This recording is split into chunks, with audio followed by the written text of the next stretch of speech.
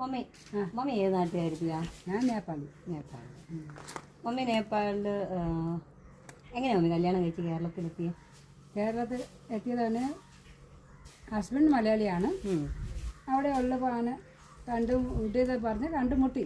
നമ്മുടെ കൂട്ടത്തിൽ തന്നെയാണ് പണിയാണ്. അങ്ങേരുടെ ഒരു സുഹൃത്താണ് എൻ്റെ അച്ഛനെ ദോസ്തി.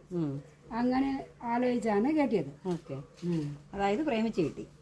പ്രേമം എന്ന് പറഞ്ഞാൽ കണ്ടുമുട്ടിയത്. അങ്ങനെ പ്രേമത്തിന് മൂത്ത് പോയില്ല, ആലോചിച്ച് കെട്ടി. അപ്പന്ന് പറഞ്ഞ് 10 കഴിയിട്ട് കെട്ടിക്കാവുന്നു. എന്നാൽ 10 മൊത്തം പൂർത്തിയാക്കാനും പറ്റിയില്ല. കല്യാണം കഴിച്ച്.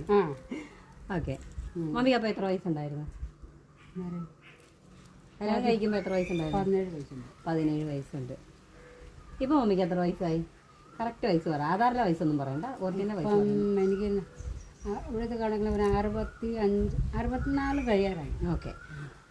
മമ്മി കേരളത്തിൽ ഇപ്പോൾ വന്നിട്ട് എത്ര വർഷമായി? ഇവിടെ വന്നിട്ട് ഞാൻ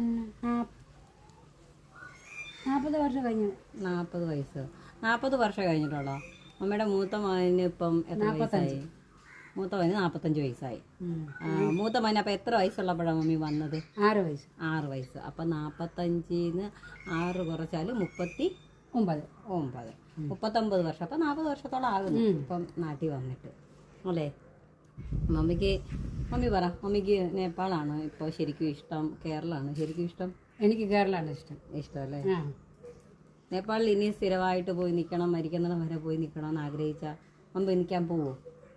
അങ്ങനെ സാഹചര്യം വന്നാൽ പോയേ തീരും. അങ്ങനെ സാഹചര്യമല്ല, ഇഷ്ടമല്ല. എനിക്ക് പോകണം, വെക്കേഷന് പോകണം. അവിടെ വെക്കേഷൻ കഴിഞ്ഞ് തിരിച്ചു വരണം, അവിടെ നിൽക്കണ്ട. ഓക്കെ. മമ്മിയുടെ വീട്ടിൽ ആരൊക്കെയാണ് ഇപ്പം നേപ്പാളിലുള്ളത്? എനിക്കുള്ളത് എൻ്റെ അമ്മ, അവിടെ ഇരിക്കുന്ന മൂത്ത ആങ്ങളെയും അനിയത്തിമാർ 4 ഞങ്ങൾ പെങ്ങന്മാർ, 4 പെൺപിള്ളേരുടെ 3 പേര് അവിടെയാണ്. 3 പേര് അവിടെ കെട്ടിയിരിക്കുന്നത്. 2 അമ്മമാരാണ്. 2 അമ്മമാരെ 4 ആമക്കൾ. എൻ്റെ സ്വന്തം ഇളയനിയൻ മരിച്ചുപോയി. പിന്നെ ഇളയമ്മേനെ 2 ആമക്കളുണ്ട്. ഓക്കെ. അവരെല്ലാം കുടുംബമായിട്ട് അവിടെ തന്നെ. ഓക്കെ.